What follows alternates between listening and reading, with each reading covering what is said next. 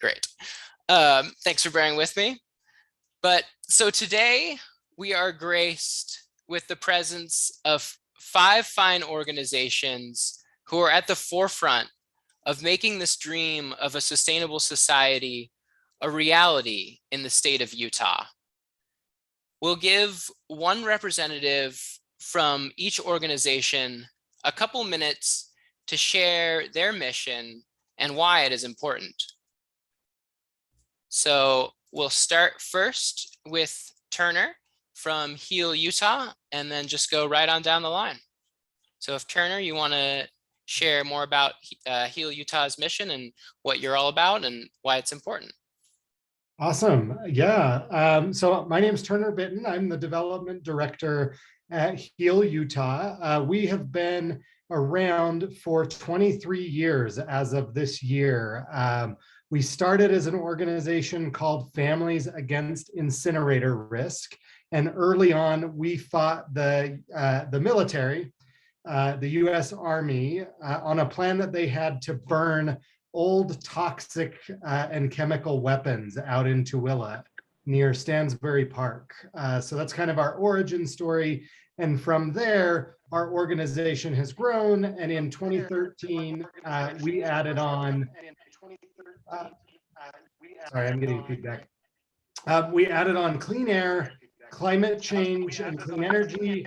And then radioactive waste, as I mentioned, is our legacy issue. So I think one of the things that I've taken away from my time at Heal Utah is how important local movements and local organizations are for addressing issues like climate change or radioactive waste or our clean air problems here. I think it's great to have a broad spectrum of organizations all working together and kind of going in our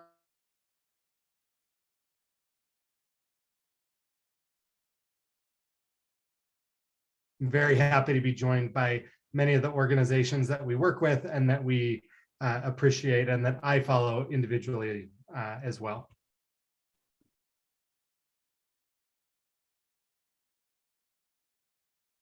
Awesome. Thank you, Turner. Dave, would you like to share about SUWA and on the work you do? Sure. Thanks for pulling this event together, Trevor. It's greatly appreciated. I look forward to checking out Bright Green Future, a little more detail and some reading a little bit later. So also it's great to be joined by a bunch of my colleagues here that I know. SUWA's mission is, well, the Southern Utah Wilderness Alliance, our mission is to protect the remaining wildlands at the heart of the Colorado Plateau and their natural state for the benefit of all Americans. These are America's public lands. We focus primarily on the lands managed by the Bureau of Land Management in Utah. So not the parks or the forests, but the bulk of the public lands managed by the one agency, the Bureau of Land Management. It's about 8.5 million acres left still that are not designated as wilderness that are deserving. And we constantly work to not only advocate for designation of their permanent protection as wilderness, but also at the same time work to defend those lands from intrusions that we all know too well, fossil fuel industry, ourselves in the form of too much recreation, a wide variety of issues that we face. SUWA is there to defend those lands and keep them in their natural state. Our current concern, of course, like everybody else, is kind of the elephant in the room, which is a rapidly changing climate. We feel very strongly that by protecting large swaths of public land, you simultaneously can accomplish a lot, not only protecting these lands for their natural beauty, their wildlife, their recreation, their spirituality, a wide variety of reasons why we would want to designate wilderness, but overarching, of course, now is that they also, by protecting the public lands, you help to mitigate climate by keeping the fossil fuels in the ground. And at the same time, you simultaneously allow those natural processes to occur and therefore sequester more carbon in the undisturbed soils and plants that are there. So there's a lot of different benefits that go along with not just protecting wilderness for its own sake, but we see lots of very specific rationale for protecting these places for their climate and kind of land connectivity impacts as well. That's kind of our current focus. Thanks so much, Dave. That's great. Alex, do you want to share from UC? Hi, good evening, everybody. It's a pleasure to be here tonight and to connect with all of you, as well as some of my excellent colleagues here in Utah. Utah Society for Environmental Education promotes excellence in environmental education and community engagement to connect all Utahns to their natural world. We are the Utah affiliate of the North American Association for Environmental Education, and we work with 52 affiliates across North America to help move forward our field. Here in Utah, we work with teachers, administrators, nonprofit personnel, government and state agency folks, businesses and industry, and private citizens to bring sound environmental education to all Utahns. Environmental ed provides the skills necessary for people of all ages to make intelligent, informed decisions about the environment and how they can take care of it. Environmental ed builds human capacity, influences attitudes, and can lead to action. Most importantly, it can help people make informed decisions about the environment that lead to lifelong stewardship and a more sustainable society. Kind of at the top of our list for this year, as we head into our 41st year as an organization, is we are working on developing an environmental literacy plan for the state of Utah. Right now, there are some really great standards, including our science standards, that touch on concepts like human impact and climate change, but they aren't always taught at the same level or capacity, or educators may not know how to connect environmental ed to standards across the board. So we're looking at ways that we can help make those connections really come to life and be implemented in the classroom in a really easy way. We're also really focused on our Utah Green Schools program, which highlights and honors schools for achievements in sustainability. So whether that is introducing native plants that don't require as much water, implementing a recycling program, looking at student faculty health and wellness, and also implementing environmental STEM and civics education. For us, this is really important, especially the focus on getting learners outside in a variety of seasons. Of course, as the inversion settles in on us, we wouldn't want students to be outside on a bad air day, but the outdoors provide a really incredible opportunity for learning, not only for students, but also for teachers who we've heard anecdotally that just being outside has been really useful for teachers over the past couple of years. And it has a number of other benefits as well. So those are our focus areas. And I am, again, glad to be here tonight with my colleagues who are also doing great work. Thank you. Awesome. Wonderful. Thank you, Alex. Ian, did you want to share about Tree Utah? Yeah, thank you. Thanks for inviting Tree Utah to take part and for having me here. So real quickly, Tree Utah, we've been around, I believe we're up to 32 years. And our mission is to use tree planting as a way to engage people in the environment around them and build community through that work. So we work essentially all with volunteers, and we plant trees throughout the state of Utah in any public spaces. So we have a park planting program where we're planting in city and town parks. We have a education program where we work with mostly elementary school kids, but also middle school and high school. And we incorporate education in the tree planting that we do at the schools. And then we also have a restoration program where we go out onto public lands that have maybe been degraded through wildfire or erosion or all sorts of different things. And we'll go plant native plants to try to help bring those areas back, return them to a healthier ecosystem.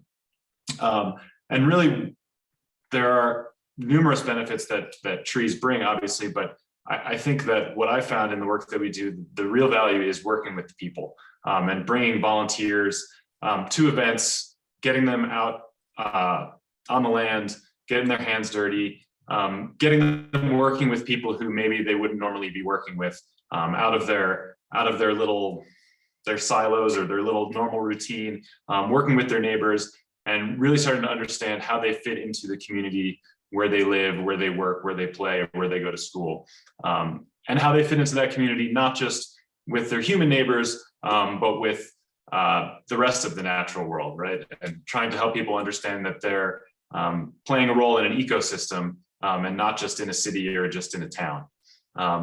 And we've been able to be pretty successful with doing that. I think because we really put a lot of emphasis in the educational part of all of our events, whether they're at schools or they're at a park with adults or with employees of a local company.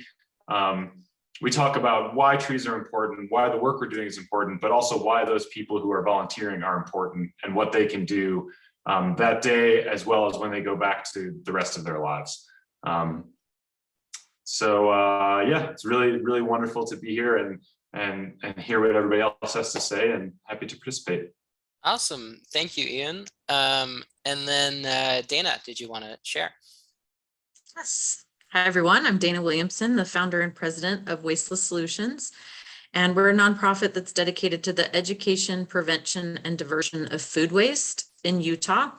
And the reason I started this was really for environmental reasons. The fact that so many of us don't realize how bad food waste is on the environment, and to then learn how easy it is for us to do something about it. Each one of us can do something about it in our homes. So that's one of the big things we do, is we try and educate people on the problem as well as the solution. And secondly, we run a food rescue program, which is when there is surplus food from caterers, cafeterias, grocery stores, food distributors, also farmers markets, and we also pick up surplus produce from backyard gardens as well. We use an app and volunteers who sign up to collect that food, and instead of letting it rot in the landfill, we get that to nonprofits that can distribute the food to people in need.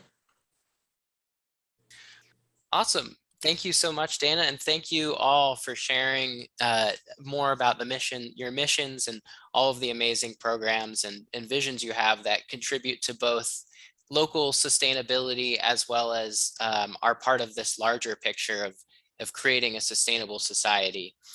You know, I've definitely heard often in the environmental world from people outside who sometimes call our work idealistic, but I believe that we have a secret that makes a lot of the things we do a lot more realistic than they appear. I think our secret is that we think differently. We know that we can't solve the climate crisis and our environmental challenges with the same thinking that caused them. We view the future through a different lens. And so I would like to ask all of you a question to share our collective wisdom and talk about our visions for a sustainable future. And so my question to you all is what types of thinking do you feel we need in order to break free from our fossil fueled economy and envision a truly sustainable society? We're going to start with some breakout sessions. We're in smaller groups to, first you can start off by just introducing yourself, what your name is, where you're calling in from, and then discuss this larger question. And then afterwards, after 10 minutes, we'll bring it all together for one big group bonanza of a discussion. But I'm going to start the breakout rooms, engaging breakout room feature. Hi, I was in group 5, and you know, I made the point that we needed somehow to find a way to get rid of the fossil fuel industry's influence on a national level, because the technology is there, but there just isn't the willpower as a society And we did talk about the fact, that at a local level, it might be easier to implement change. And I talked about, I come from Mesquite, Nevada, and I talked about the fact that the whole community, it didn't matter what your political bent was, we all got together and, were up in arms when BLM was talking about leasing out land just north of our aquifer to fracking within the state. And so when you have an issue that impacts everyone in the community, it becomes less divisive, and possibly you can work along party lines. I personally think that we do need to have some radical changes in our society and get fossil fuel money out of our political system. Mm-hmm. And Yeah, if anybody else in Group 5 wants to say anything, please do. If I got that wrong. great. Thank you, Anne. Gabriel, it looks like you had your hand up. Sorry. Yeah, I was in Group 5. I was just going to kind of sum up what I heard. But yeah, so in addition to what Anne just said, we heard also from someone who was saying that they feel like that no one's really going to win the sustainability contest, and that they feel that sort of being more accepting of people where they are and meeting them where they are, that sort of thinking, bridge building, and not holding people to a unrealistic standard would help. And then someone else in our group said that kind of finding common, it was resonant with the other idea, sort of finding common ground with people to move forward on, that really deep down, whether if you get into politics, someone might consider themselves an arch conservative or an arch progressive or whatever, but very few people, for example, are opposed to trees or clean water or clean air. And so if we can find more common ground, sort of sinking into that sort of thinking can also help us move forward. That's what I heard in my group. Yeah. Yeah. Thanks, Gabriel. Yeah, I like that. Yeah, the focus on common ground and meeting people where they're at, rather than kind of having this gold standard of sustainability that everyone has to subscribe to. Thanks for sharing that. Bea, I also noticed you had your hand up, or apologies. How do you pronounce your name? Yeah, no worries. It's Bea. Mm-hmm. And somebody in our group touched on the idea of philosophy-based over fear-based motivation and thinking. And I think, fear only works so far for a couple of people. But if we approach this issue and our solutions with the idea of basing it on our core values, as I think Gabriel was saying, like, not a lot of people are opposed to clean air, clean water, you know what I mean? And so I feel like if we kind of come together and find common ground on our basis of morality and morals, then we can get a lot further than, scaring people with statistics. Because as we've seen on the House floor, that doesn't really work on certain sides or maybe even the Senate. So I thought that was a really nice insight that someone in our group shared. I forgot their name, but shout out to them. Yeah, I like that, the focus on the philosophical and kind of the moral obligations that we have to protect the planet that kind of extend beyond political lines, and kind of how we group ourselves in that context. So thank you, Bea. Julie, you have your hand up. Yeah, there was somebody in our group that, James, if he would say it again, he was saying that it's a lot cheaper just to have a throwaway society, cheaper initially, but not in the long run because of health reasons and whatnot. And if we could make sustainability more cheaper than just throwing things away, something to that effect. Is James still out there? Yes, I am. Is that kind of what you said, James?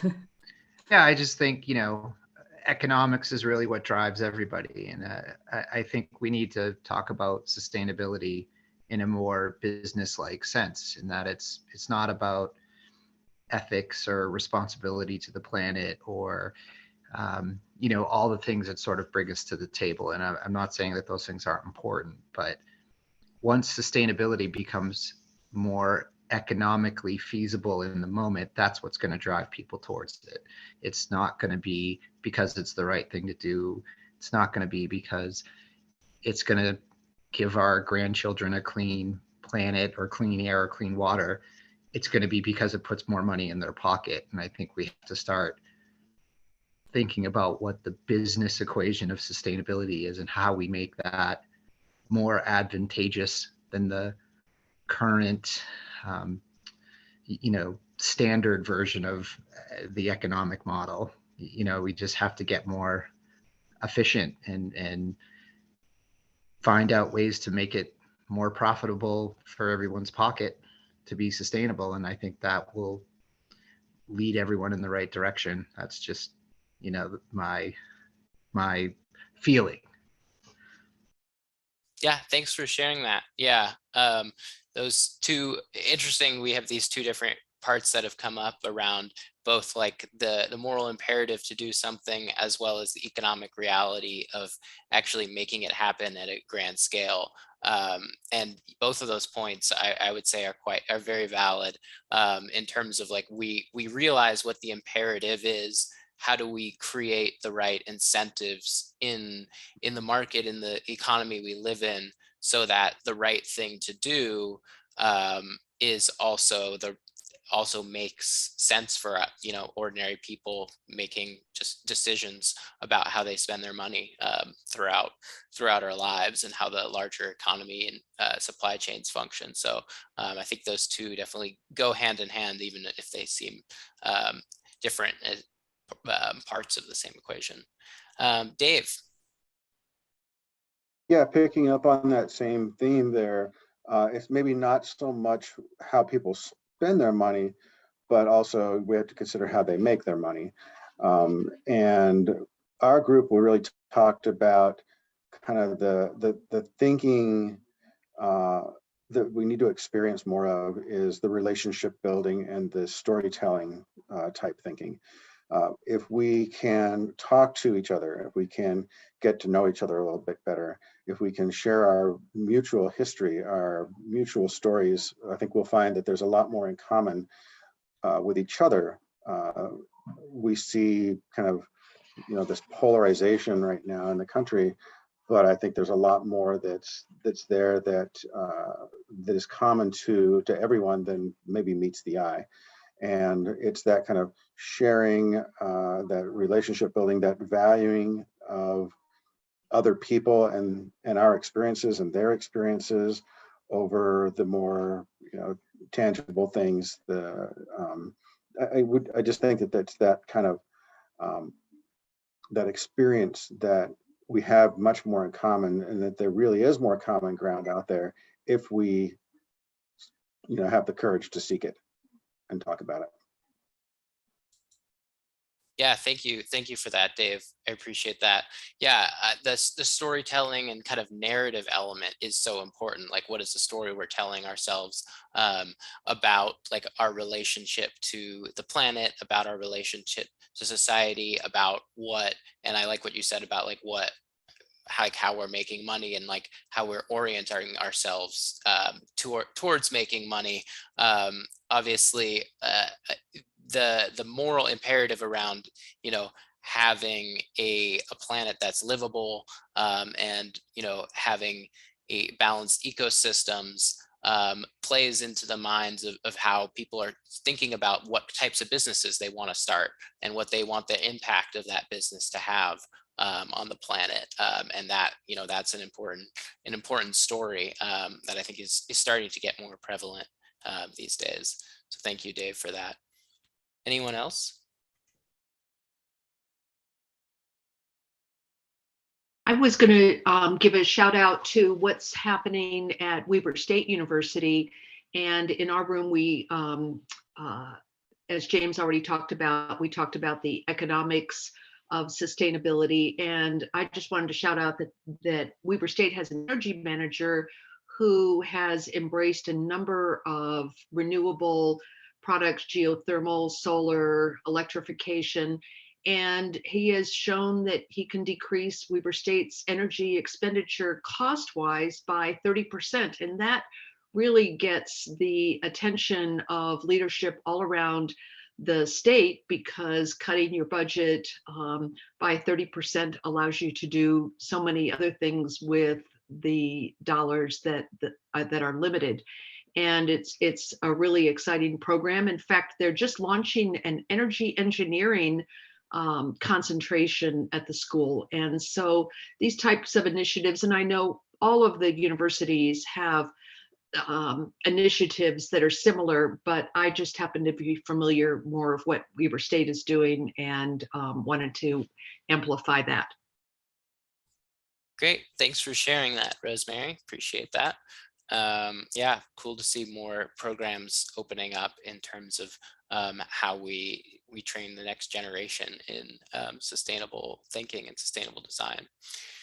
Great, so now we'll move on to the presentation. Thank you so much for your wonderful contributions. It seems like a lot of you have thought quite deeply about the types of thinking we need in order to create the sustainable society, the combination of finding common ground, of the moral imperative, of the economic reality, of training the next generation and making it possible. So I'm gonna, over the last 5 years, I've interviewed many different sustainability change makers throughout the country, and really a few types of thinking came up in their work that seem to be really common threads, and I wanted to share them all with you to kind of add to your repertoire of sustainable design thinking, as well as to share some examples of what this different thinking looks like in action with specific examples. So these 3 different types of thinking that really came up in these conversations were, first off, systems thinking, which is all about finding the deeper patterns that are hiding in plain sight, which is looking beyond how we see things on the surface level and what is actually going on, how are things interconnected and playing on each other. Secondly is community thinking, which is really embracing local people as the beneficiaries of change, because obviously we're going to have to make some changes in order to create a sustainable society, but who is actually benefiting from the changes that we make. And then lastly, we have regeneration thinking, which is all about creating both systems and communities that grow stronger and healthier over time, rather than degrade with each passing year. Either the programs that we create or the different ways in which we steward the land and our ecologies are ensuring that we're more resilient to crises, as well as better able to benefit from different opportunities that come up. So we'll first start with systems thinking, and really many of you might be familiar with this, but in a nutshell, really systems thinking is all about seeing things as interconnected rather as disconnected. It's about seeing things not as linear as moving from point A to point B, but how does point B influence point A in a circular start to finish, where it doesn't work in the same linear fashion. It's about seeing things rather than in silos as emerging all at once. It's about looking at the whole rather than solely the parts.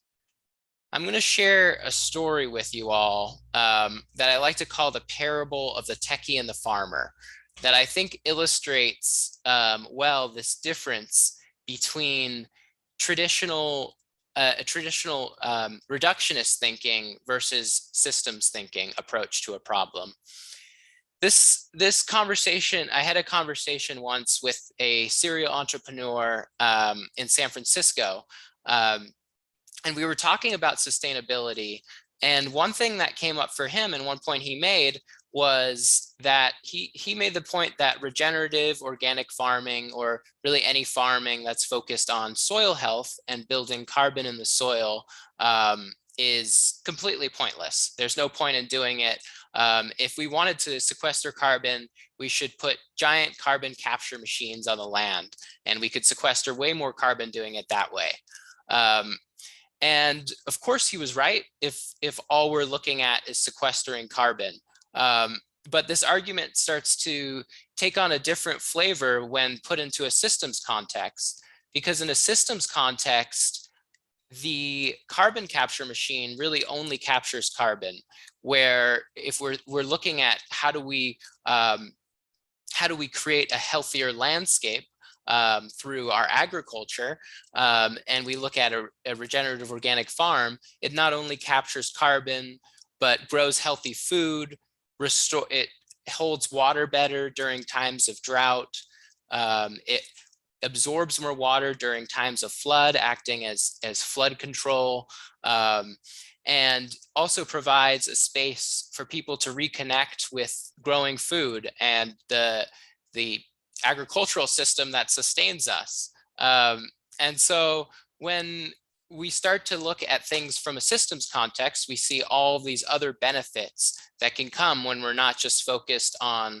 solely one metric, which in this case is sequestering carbon dioxide. If we look at the larger pattern of how we've designed cities and farms at a larger scale, we tend to see that they often resemble a monoculture. We are focused on maximizing residential in one area, commercial and commerce in another area, industry in another, and makers in another, and have regulations set up which are based on kind of separating these different uses. We see the same thing with agriculture, where we have a large soy farm in one area, wheat farm, cattle, chickens, in completely different areas as kind of a monoculture. And while we do end up maximizing these different metrics for different production, at the same time, we end up sacrificing the holistic benefits that come from mixing those different things together in different creative ways. This is an example in Gilbert, Arizona, that kind of reversed that thinking for both farming and neighborhoods. This was actually a family farm that was the Johnson family farm in Gilbert, Arizona, that when developers came to make a normal kind of residential subdivision, they really wanted to do something different. And so they combined a regenerative organic farm with a mixed use neighborhood. They took they built a residential community, but they also took the old storage shed and converted it into a maker space for people to start small businesses. And they have a brewery there. They have a number of different craft makers. They have startups there, which are kind of on site within the community. They have a restaurant, which they repurposed the old farmhouse into a restaurant. They put a coffee shop in the area. And then all of this is centered around a regenerative organic farm where people can access local produce from the area. It helps provide food for the restaurant. And by doing this, they actually created a destination in the area with all of these other overlapping benefits that you wouldn't get if you were just kind of thinking we need to maximize residents in one area and commerce in another. They really made the area a destination where people come on the weekends and to visit the local restaurant, visit these craft makers, as well as the farm is a wedding venue and hosts events. And so they really created all of these cool things that happen, and even diversified the kind of residences in the community, where it's not just single family homes, but a number of other different uses, including a senior living facility, a school for young children, apartments. And so kind of mixing all of these different multiple phases in our lives, rather than creating one residential neighborhood for one type of person. Secondly, we have community thinking, which is really all about shifting the benefits of change to community. If we look at the fossil fuel industry, we see that most of the beneficiaries are fossil fuel companies and utilities. While we do obviously benefit in our economy from having access to electricity and driving cars, the revenue that's generated largely goes to fossil fuel companies and utilities. But we're starting to see with renewables, new models start to appear of how the new renewables we build create benefits for the communities that they serve. One example in California is community choice, which essentially allows cities and counties to band together to choose where their energy comes from. So they can choose, oh, we want a mix of this amount of solar, we want a mix of this amount of wind, and also choose where the excess revenue goes from that wind and from that solar, going back to either community projects, to going back to a dividend, to ratepayers, and actually end up reducing the rates that people pay by up to 15 to 30%. And though this started as one project in one county, it grew to now 50% of the state gets their electricity in this way.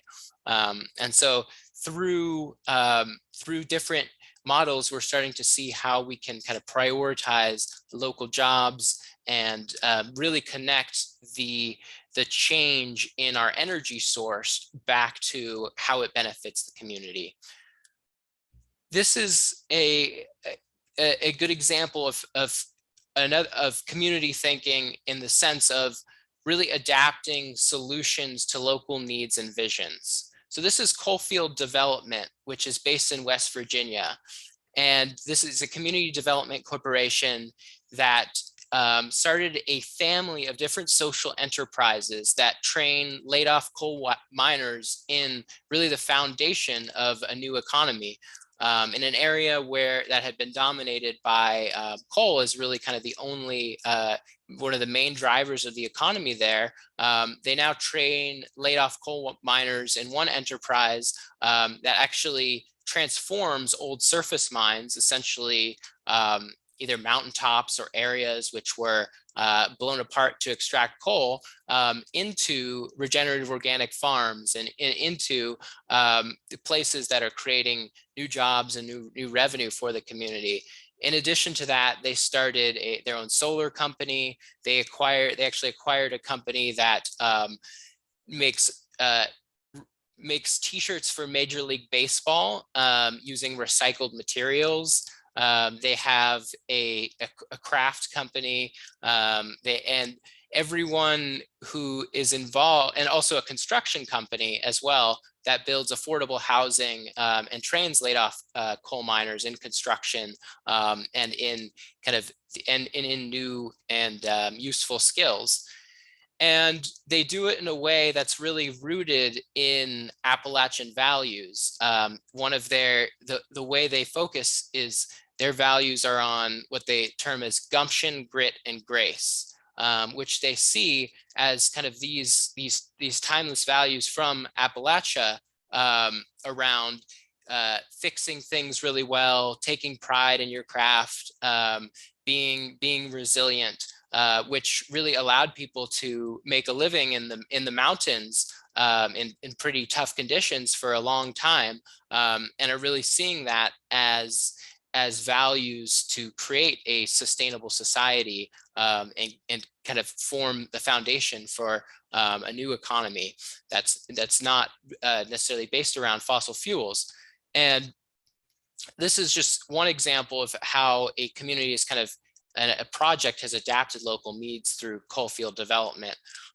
This is another example out in South Dakota on the Pine Ridge Indian Native American Reservation. This is Thunder Valley Community Development Corporation. And what they did is they saw a number of different challenges that the community was facing, really high unemployment, up to 70% in some cases, a shortage in housing, a lack of different opportunities, a lack of healthy food. And they did, led by Indigenous folks in the community, they interviewed people about like what did they want their future to look like? What did they really want their children and their grandchildren to experience on the reservation? And one thing they said is, we don't really want to hand out propane and Pampers anymore. We don't want to be solely focused on solely kind of addressing these small immediate needs, but be focused on how do we create systemic change. And so what they did is they created a number of different initiatives that took all of these, combining both systemic and community thinking, to address multiple challenges at the same time. And so they built new housing, and by training youth in construction.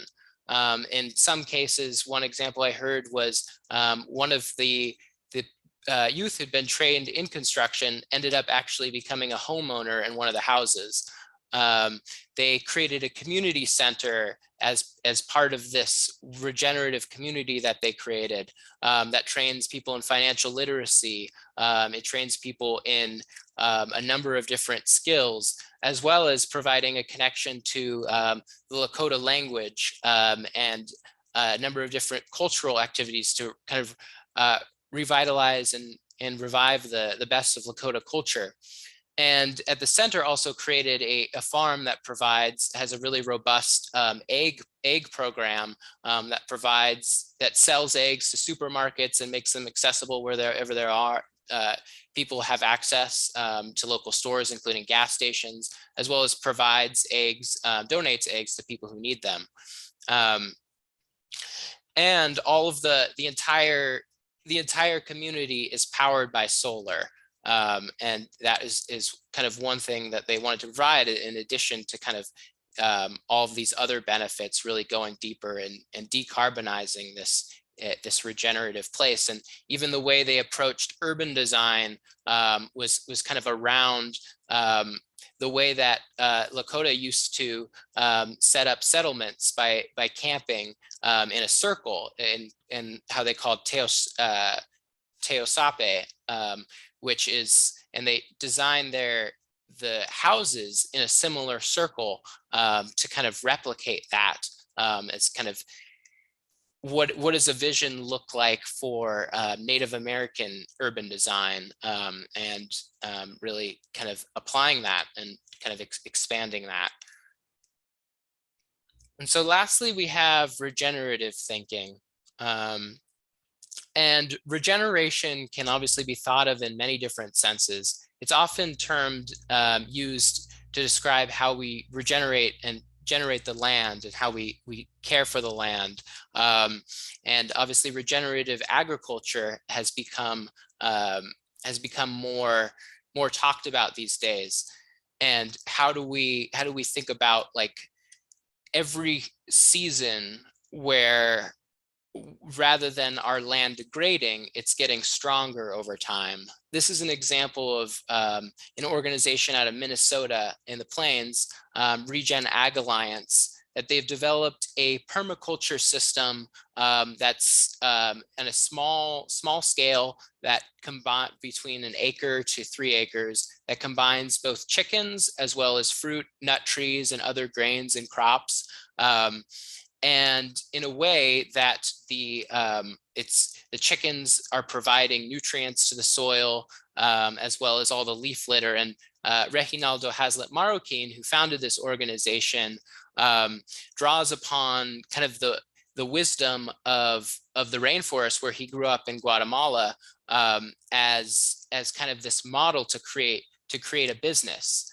And he kind of terms it as all of these things that we're putting back into the soil are kind of recharging the battery in the soil, and so that it starts stronger the next year, so that we need less inputs. We can produce things at a lower cost. We can produce more and generate more income by kind of using the wisdom of natural systems. And he's designed these systems, and he actually trains migrant farm workers to start their own businesses using this permaculture design, and has trained I think several hundred families on how to kind of start their own business using this model and generate income. And then secondly, regeneration can also be thought of as regenerating materials. So thinking about cycles of all of the materials within our economy is really important. And so this is an example out of British Columbia, a company known as Ronin 8, which takes the cycle of e-waste, where often with e-waste, with our old computers and iPhones, will end up in somebody else's backyard, oftentimes in the developing world, where people end up having to try to extract the gold inside, the gold and precious metals inside these materials in a way that's toxic to neighborhoods where they end up, as well as the people that are processing these materials. And so what Ronin 8 has done is they found this old kind of technology which had been developed by a mining company to using what's known as harmonic resonance, which is basically just sound energy, separate out all of the different materials in our electronics. And so they grind up all of our many different electronics using water to prevent toxic dust from the grinding to get in the air.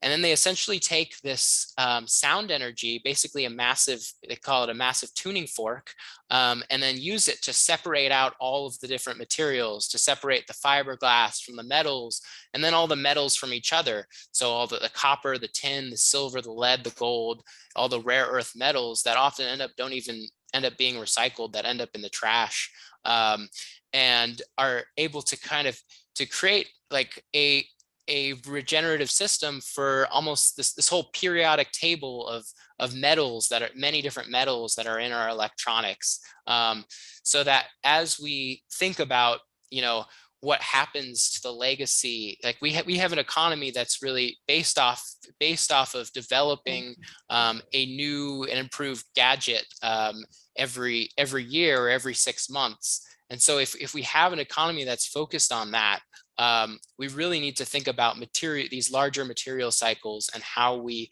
kind of keep these things in rotation, and all of these exotic materials, including the ones that are in our renewable technologies, including solar panels and lithium ion batteries, which can be quite toxic if they also end up in the ground or in landfills, as well as kind of the mining on the front end of it in order to bring these different things into life. Instead, Ronin 8 is very active in developing recycling for lithium ion batteries. So we can be thinking kind of as these batteries is like almost like a plant. It's like where it's absorbing energy throughout its life. And then when at the end of its life, its material, when it's no longer able to perform that energy storage ability, all of its materials are recycled back into kind of the next plant to be able to do that, as well as kind of our solar panels and wind turbines and all that stuff. And then lastly, we can think about regeneration as regenerating people, and kind of empowering people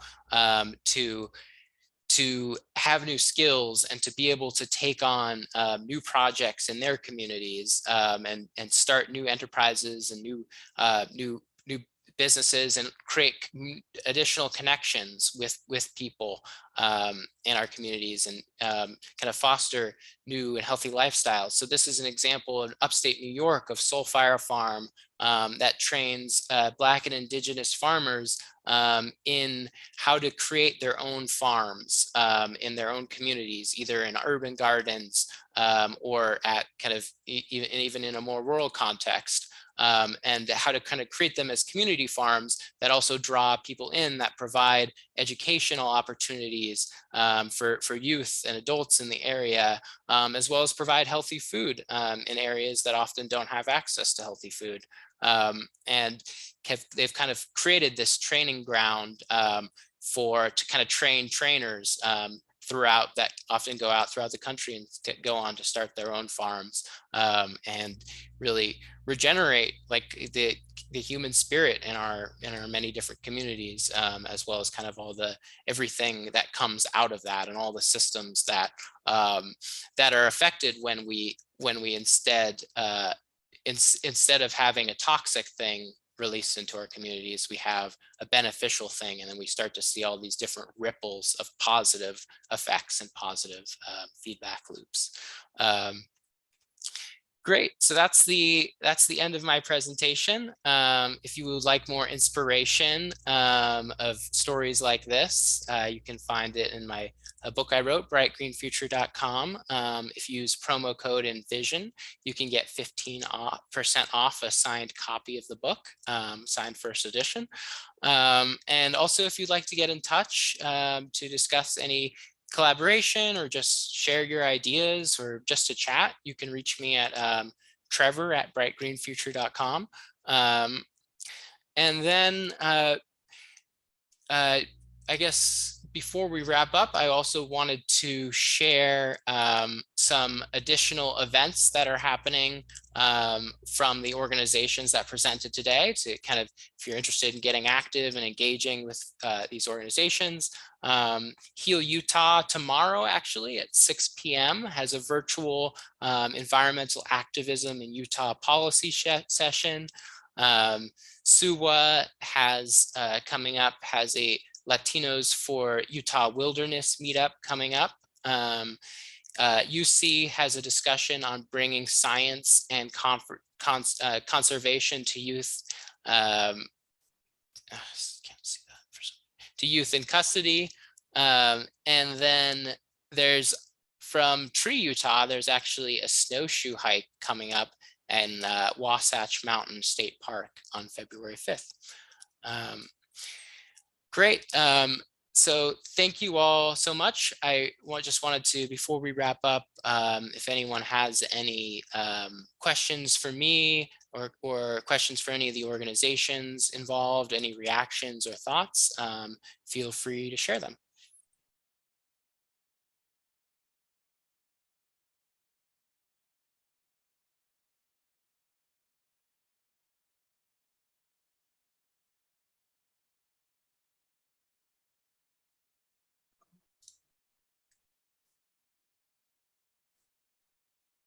Could you say your email again? I'm sorry, I missed it. Yeah, it is. Sorry. It is trevor@brightgreenfuture.com. Bea asks, where can I find the link to join the Heal Utah Zoom meeting? I will follow up with an email to you all with links to all of those different events, so you can access them. Dave.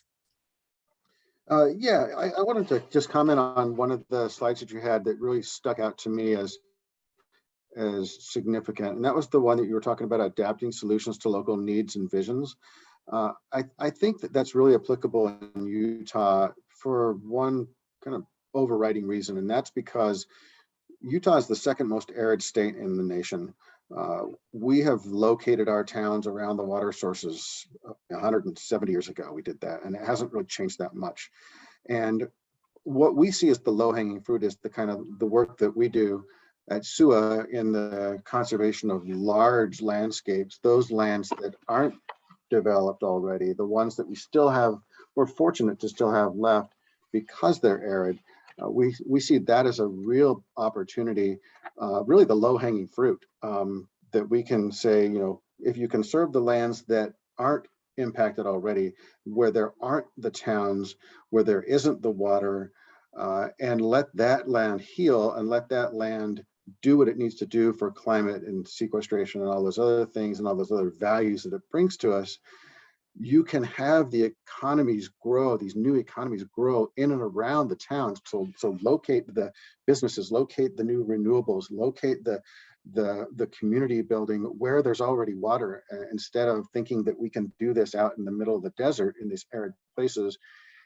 we really see Utah as a potential opportunity to show other places that if we can do it here in an arid state and survive and adapt our economies and adapt our communities and adapt our relationships to live better on the land, that's really kind of the vision that we see. And I thought you hit it really strong, and those the solutions need to be adapted to the local needs, and that's really what our need is here in Utah. Yeah, totally. That's a really good point, and really bringing up how our local resource needs are, so unique in terms of like what access to water we have, what access to a number of different resources that each community is going to be different for. And so to say like, oh, you need to do this one thing at kind of a higher level might not take into account all of those unique things, and kind of also the knowledge that people have of in their own locations in order to innovate and create a solution that really makes sense for them. So that's really cool what you all do there. That's amazing.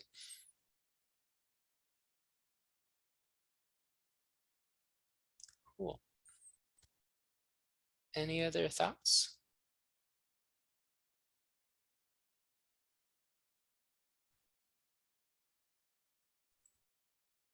I just want to thank you for bringing all these different groups together, because this is a beginning. So thank you. Yeah, you're welcome, Julie. I appreciate that.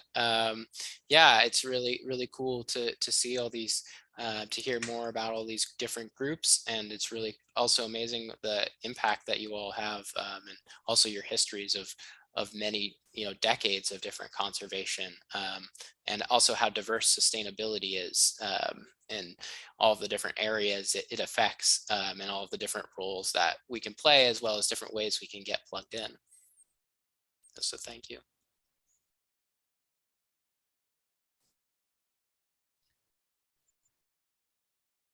Alrighty, any final thoughts before we wrap up?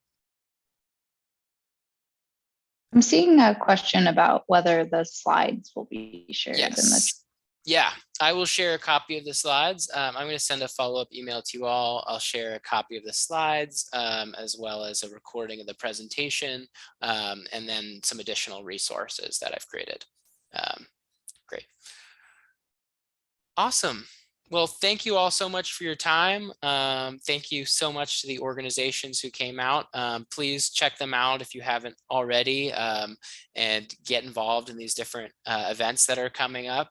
They do really great work, and I'm honored that they're here today. And yeah, I hope we can all find different ways to be part of creating this sustainable society of our dreams together.